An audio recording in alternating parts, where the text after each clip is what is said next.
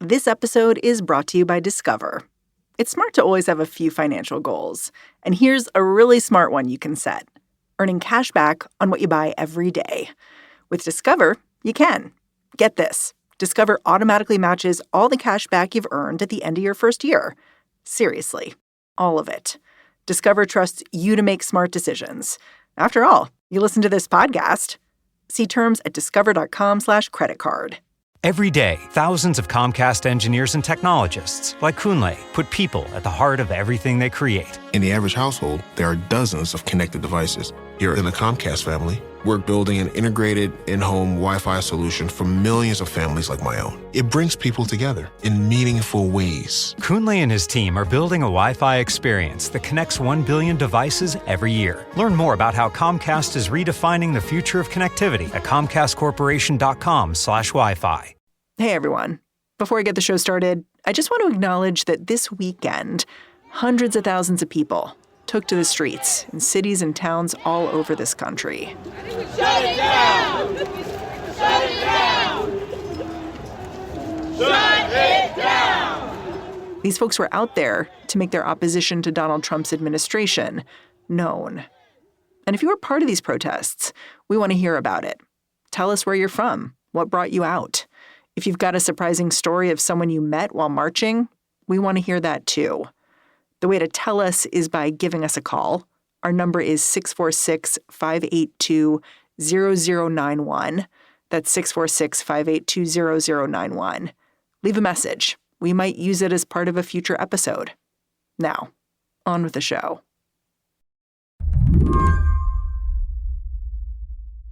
Do you ever read something that you just keep thinking about weeks later? You bring it up with other people. You roll it over in your mind. You can't shake it. Ever since the election, I've had my version of this. The thing I read was titled A Modest Proposal: Let Trump Be Trump. It was written by the editor of the Bulwark, Jonathan Last. The idea behind the essay was, this is what America voted for. And the only way to get public opinion to change is for people to experience all of the terrible things they asked for. Give it to them good and hard, I believe you have said. Yeah, the Mencken quote, right? This is Jonathan himself. His friends call him JVL. I asked him to come on the show after watching Trump's big tariff announcement in the Rose Garden last week. I'm wondering how you feel about this essay right now. This is such a good question. The answer is deeply conflicted, which is how I felt when I wrote it. I feel like we're getting your wish. I actually didn't know we were going to get your wish. I think a lot of people were kind of like, tariffs, we'll see. We'll see. The guy likes the stock market, right? Yeah, I didn't really think I was going to get my wish either. I thought the tariffs would be used primarily as a means of controlling the American business community. And I don't, it's going to be terrible and it's going to be painful. But one of the reasons we got to Trump 2.0 was because all of our institutions and systems kept running around. Like the visual I have is just like, a guy walking around a China shop, knocking things over, being followed by a bunch of people who are trying to catch them and make sure that the stuff doesn't break. Now, it seems Donald Trump is going to get to break some things. The economy, mostly. It's been estimated that his new policy is going to cost each American household more than $2,000 in 2025 alone. By now, you know that the stock market is cratering on this news. But that's not the only reason these tariffs should alarm you. To implement what is essentially an import tax, the Trump administration had to declare a national emergency when no emergency exists. This policy was so carelessly conceived that the White House slapped a 10% tariff on remote islands populated by more penguins than people. A lot of folks are concerned about the math behind these tariffs. The fact that the White House arrived at them by considering any trade imbalance to be a problem. That's what galls Jonathan.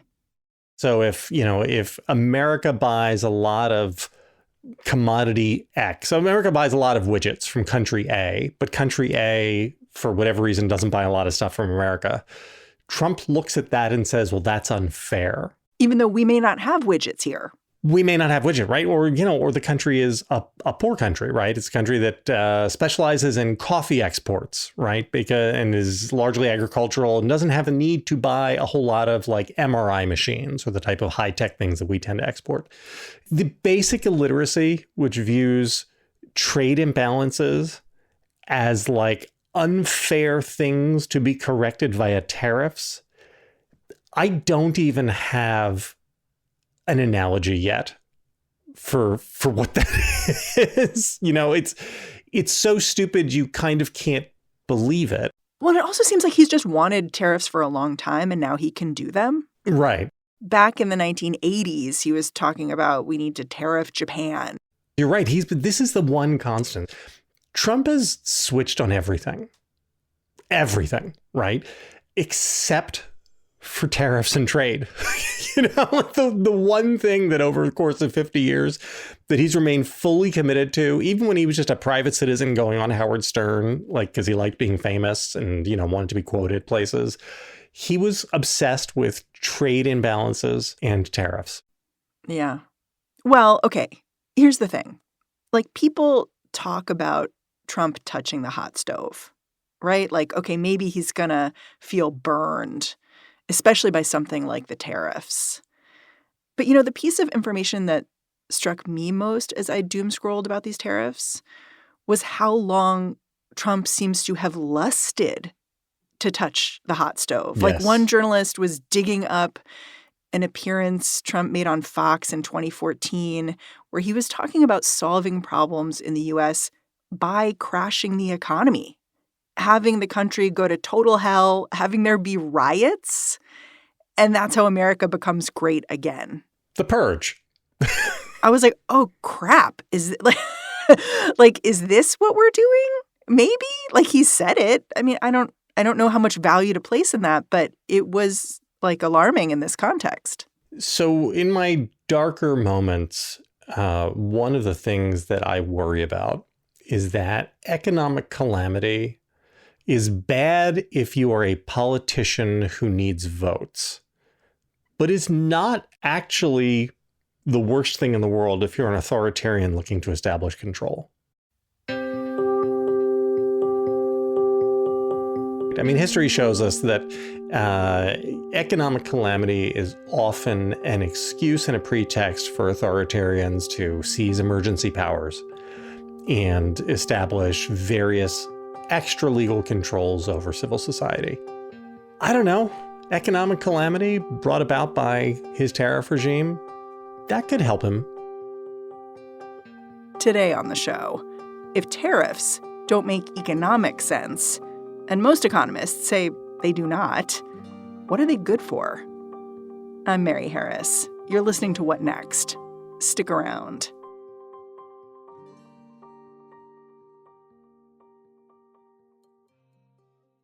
This episode is brought to you by Saks Fifth Avenue. Shopping at Saks is a great way to discover the best new styles and elevate your everyday look, especially when you're short on time. The great thing about Saks.com is that it is always open 24 hours a day, which means you can browse from the comfort of your own home. Saks makes it really easy to find your favorite brands, and they offer amazing style inspiration. I'm not exaggerating when I say my jaw dropped at the shearling leather biker jacket I found, and that's not even mentioning the Alice and Olivia sequined mini dress I had my eye on. Whether you're refreshing your entire wardrobe or shopping for a vacation, Saks makes it fun and easy. So if you're looking for a fun, effortless shopping experience and you want to elevate your personal style, head on over to Saks. That's Saks.com for everyday inspiration. This podcast is brought to you by Progressive Insurance. Fiscally responsible, financial geniuses, monetary magicians. These are things people say about drivers who switch their car insurance to Progressive and save hundreds. Because Progressive offers discounts for paying in full, owning a home, and more. Plus, you can count on their great customer service to help you when you need it, so your dollar goes a long way. Visit Progressive.com to see if you could save on car insurance. Progressive Casualty Insurance Company and Affiliates. Potential savings will vary. Not available in all states and situations.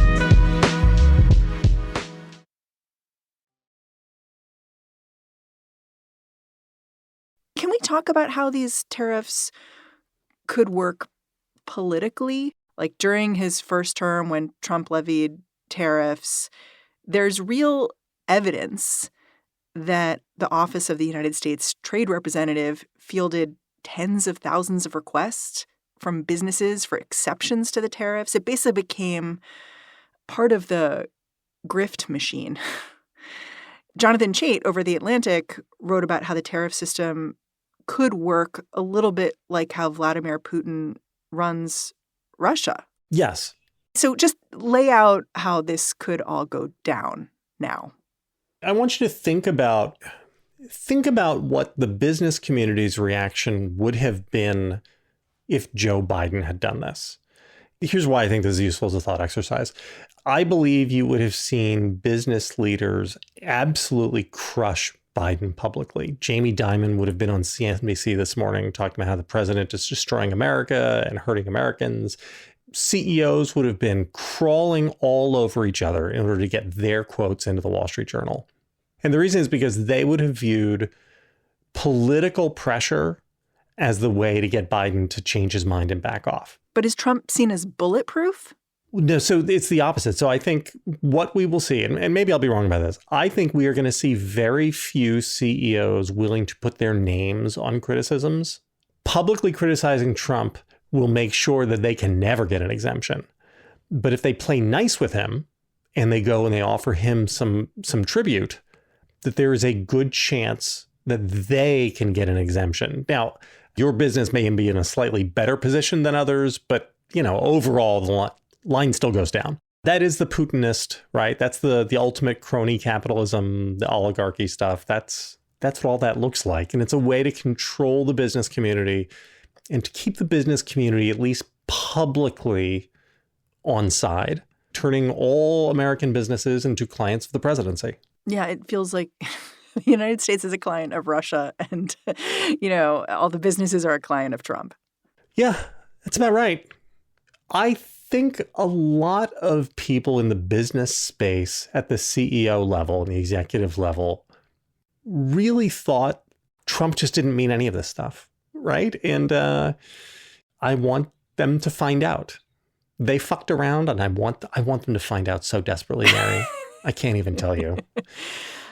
So, and I understand, believe me, intellectually, I understand that all it means for them is that they have to sell one of their yachts, but I want them to have to sell the yacht. Yeah. Okay, here's the thing I keep coming back to. I feel like we're all going to have to belt tighten, which is going to make tariffs unpopular. And I guess there's good news in that when prices go up, it'll be very clear why they're going up. And you already see the administration messaging, we're going to have to, suffer through something here in order for some vague, unclear final goal. I wonder what people in the political space do now about all this suffering that is about to happen, assuming the tariffs continue the way that they've been laid out this week. And this is where I have to remind you of what you wrote back in November in that Let Trump Be Trump essay. You said, President Trump has promised to impose a massive tariff regime. The result will be rising prices for consumers. Rather than trying to stop it, Democrats should welcome this development. Are you still on team welcome the tariff right now? 100%. Really? I mean, yeah. It's the only way to get rationality into the system. I guess this makes me an accelerationist, which is macabre. But let me go a little darker than you. Are you 100% sure that voter sentiment will be rational around whatever economic dislocations come from the tariffs? Absolutely not. Voter sentiment in 2024 was entirely irrational. A lot was written on this by academic economists looking at consumer attitudes towards the U.S. economy from 2022 to 2024 versus the actual economic data. And Americans had a similar view of the U.S. economy in 2024 as they did the U.S. economy in 2009 during the Great Recession. That was the 2009 recession was the biggest recession we've had since the Great Depression. And that's what Americans thought they were living in 2023 and 2024, which is insane. Well, and consumer sentiment was very much tied to political affiliation, too, right? Right, as it always is. But even, you even saw it among Democratic voters. Democratic voters were very, very wrapped around the axle in the economy. And unemployment was 4% or lower for 36 months or something crazy like that. There was a 14-month period where inflation was very bad, and then it was brought under control. It was brought under control without GDP going down. It was brought under control with real wages going up and the wage gains being led from the bottom quartile. And no recession. Right. Even though Larry Summers promised us a recession. Yeah, because economic soft landings are incredibly hard to engineer. But we did it. We got it. And Americans did not understand it, did not believe it. They just lived in their own little world. And, when we say, well, will the tariffs become unpopular if prices go up and people get hurt? And I just don't know anymore. Do you think Republicans are preparing to somehow blame Biden or Democrats for the price raise? I don't even know how that would work. I mean, how does any of it work? Right? I mean, it's woke. Mary, it's woke. The woke DEIs are the ones who drove the prices up by trying to evade the tariffs or something. I don't know. It's Mad Libs with them, right? And this goes to my darkest place concerns about decadence. Why could Americans talk about the economy the way they did during the Biden administration? Why could they have views about how terrible it was? Well, they could do it precisely because things were good. One of my favorite stats from the Biden years is that we had all-time highs of boat sales in America. And this does not mean yachts for the mega rich. This is Bubba going down to the Bass Pro shop and buying himself a 20-foot boat to go fishing in. And boats are a straight luxury item. No one is commuting on a boat. Straight luxury. And, record sales for boats all through the Biden years. And that's decadence. How can people be against vaccines? How is it that you could have people moving against the MMR vaccines? It's because we're so decadent that people don't die of measles and mumps anymore. People don't die of polio anymore. And so we have the luxury to cosplay and pretend that, these vaccines are terrible. Bill Gates put microchips in me. And once societies become that decadent that they are able to untether reality from electoral preferences, the only way to re-rationalize that is to have things get real, I guess. Oh, my God. Maybe not. I don't know. Because otherwise, what else? Will you tell me? What's the way out then? Okay. I sort of see what you're saying. There's a guy in your town who walks around threatening to hit himself in the head with a hammer all the time. And, people don't want him to hit himself in the head with a hammer because it's really bad and he'll get hurt and, it'll be ugly and horrible. And so people just take the hammer away from him. And then he goes and he finds another hammer. At some point, don't you have to let him? You can't spend your entire life walking around trying to take it away from him. He's hitting all of us with the hammer.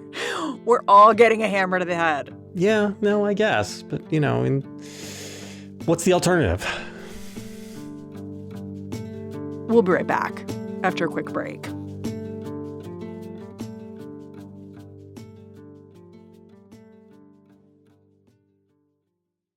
This episode is brought to you by Discover. It's smart to always have a few financial goals. And here's a really smart one you can set: earning cash back on what you buy every day. With Discover, you can. Get this. Discover automatically matches all the cash back you've earned at the end of your first year. Seriously. All of it. Discover trusts you to make smart decisions. After all, you listen to this podcast. See terms at discover.com/credit card. The spirit of innovation is deeply ingrained in America, and Google is helping Americans innovate in ways both big and small. The Department of Defense is working with Google to help secure America's digital defense systems, from establishing cloud-based zero-trust solutions to deploying the latest AI technology. This is a new era of American innovation. Find out more at g.co/American innovation. You may get a little excited when you shop at Burlington. What a low price! Did you see that? They have my favorite brand! It's like a whole new Burlington! I can buy two! I'm saving so much! Yeah! Burlington saves you up to 60% off other retailers' prices every day. Will it be the low prices or the great brands? You'll love the deals. You'll love Burlington. I told you so. Here's what I'm struck by in this moment, which is I sense, and I don't know if you do too, a strange scrambling of alliances going on in Washington as like the panic gets more intense and the heat gets more intense. Like you see AOC and Bernie going on the road doing these big rallies. And then you have someone like Connor Lamb, who used to be a representative in Pennsylvania, pretty moderate compared to AOC, kind of cheering them on, and AOC being like, oh, I was wrong about you. And it's just an interesting, the lines are shifting in interesting ways. American politics has entered a very dark place, and nothing in living political memory is actually useful to us in terms of understanding how the opposition should act. And we need to be thinking much more like dissidents in an authoritarian state. We need to be thinking about like Alexei Navalny. And part of that is thinking in terms of solidarity and thinking about less about policy preferences and more about the bedrock democracy stuff. And that's what Connor Lamb and AOC have done. And I think that's what basically everybody who doesn't want authoritarianism will have to do. And it's going to be hard because America has, we failed that test in 2024. Okay, I want to pull us back from the brink here. I feel like we're seriously on the brink. And to do that, I want to talk about Cory Booker. Yeah. I came at it with a different viewpoint than you did. You talk a lot about how Democrats need to message better in this moment. And I think from jump, saw what Cory Booker was doing when he gave this 25-hour speech on the floor of the Senate, which he did last week. He promised to lower your grocery prices, they're higher. He promised, I'll be a better steward of the economy. It's worse than we inherited. Over and over, he's breaking promises and doing outrageous things like disappearing people off of America. I think you saw it as like a hopeful thing, a good thing. At the beginning, I looked at it and I was like, my guy, you are not filibustering anything. You were just giving a speech. Like, where were you a couple weeks back when we were looking at this continuing resolution here? Like, where were you with the spending bill, friend? Yeah, I was frustrated with him. I think I kind of changed my mind a little bit, maybe around hour 20. But tell me why from the beginning you saw it differently. I wouldn't say that I saw it differently from the beginning. I saw it differently by the end. And, it didn't... I don't want to overstate it. Like it didn't change anything.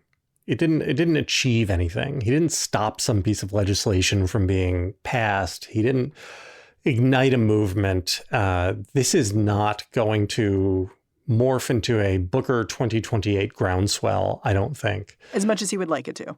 And maybe he would like it to.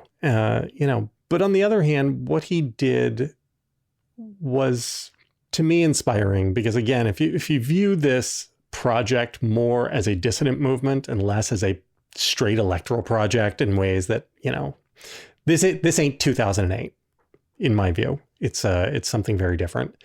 Then the way you build these movements is one brick at a time and with one person standing up at a time. And, Liz Cheney stood up. Mike Pence, God love him, stood up. Kamala Harris stood up. AOC and Bernie went and stood up. Cory Booker stood up. It is nice to see people in leadership positions go and just stake out a rally point for the rest of society to be able to look at and say, okay, I'm not crazy, right? This isn't normal. Well, and you pointed out something which I think is important, which is like he wasn't just standing up there reading the phone book. Right. He was actually giving a speech. And if you tuned in for any of it, which I think by the end people were doing simply because they wanted to see how long he lasted, like this was a reality show at its heart, you would hear him talking about what mattered to him and why he was there. And that's important, too. I mean, a filibuster is by nature a stunt. But he made it so that this wasn't about the stunt. It was actually about the content of what he was saying, which is, I mean, just as a matter of writing and speaking, is incredibly impressive. People in power, it is time to heed the words of the man I began this whole thing with, John Lewis. He said for us to go out and cause some good trouble, necessary trouble, to redeem the soul of our nation. I want you to redeem the dream. And I mean, he had a message. It was a coherent message that wove all the way through it. And I view it as a tremendous act of Christian witness at a moment when so much of Christianity in America is being eaten and subsumed by nationalism and politics. And, you know, here this guy is, it's the middle of Lent, and he goes fasting and then gets up and starts talking about repentance and forgiveness. And like, I don't know, like, do I need to draw a map for you guys, my fellow Christians? Like, this is the good stuff. And I don't know, it really touched me. And maybe I just, maybe this is me just being incredibly emo, but it really touched me. You know, I'll say this. I work very hard to keep my kids far away from politics. We don't let them watch politics. We don't really talk a lot about politics because, like, it's my job and I do it all the time. And also in general, I feel like kids mostly just parrot their parents' political positions without any thought. And, like, you know, I'll let my kids figure out their own politics in their own time. I turned Cory Booker on the big TV in the family room for the last hour, and we sat around, and my kids, all four of them, were utterly transfixed. Again, maybe this is just me being emo. Like, you know, I woke up and I had something for lunch that didn't agree with me or something. But it touched me to be able to have my kids have an exposure to a politics which didn't embarrass me as an American, and which wasn't about some immigrant being grabbed off the street and chained up and sent to a gulag. You know, it wasn't about a vice president going to a foreign country and demanding that territory being turned over to him or something. And it really hit me. You know what worked for me about the speech was the metaphor of it. And I'll just explain that a little bit. I don't know if you've ever heard of the documentary Hands on a Hard Body. Yes. Oh, I love that one. Hands on a Hard Body. It is just a bunch of people who keep their hands on a truck for as long as physically possible, like until they drop. Yeah, this is like an early 90s or a mid 90s thing when these sorts of contests were just coming into vogue. Yeah. And what Booker was doing was hands on a hard body for democracy, which is kind of where I feel like we are right now. We need to keep our hands on the truck. Like, do not move. If you can recruit someone else to put their hand on the hard body, like, you should do that too. Like, don't stand there alone. But that's how it worked for me. That is such a perfect metaphor. Yeah. That's really great. You should write that piece. Well, I will take that as a compliment. Jonathan Last, I'm so thrilled you came on the show. Thanks for doing it. Thank you so much for having me. It's incredibly generous of you. Jonathan Last is the editor of The Bulwark. Go check out his writing. It's up there each and every week. And that's the show. What Next is produced by Paige Osburn, Elena Schwartz, Rob Gunther, Anna Phillips, Madeline Ducharme, and Ethan Oberman. Ben Richmond is the Senior Director of Podcast Operations here at Slate. And I'm Mary Harris. You can go track me down on Blue Sky. I'm at Mary Harris.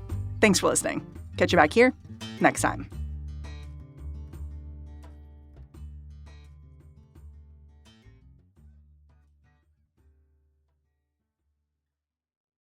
Offer valid on standard browsers, U.S. only. When I heard about Date My Age, I thought, I gotta check that out. I mean, I'm getting older, sure, but I don't feel like I'm done with, the fun parts of life, like connection and desire, excitement. You don't really find those things at the grocery store or the doctor's office, so I went online. Date My Age made dating an adventure. It gave me a chance to feel like a teenager again. The thrill of seeing someone new and saying, wow. I could send a spicy gift, start a video chat, or just message my compliments to a beautiful woman. Whether you love, or just like to look, the fun is waiting for you at Date My Age. Sure, I was skeptical, but Date My Age is safe, secure, and fun. Get 60% off when you join at datemyage.com today. That's datemyage.com to connect with thousands of singles worldwide. datemyage.com.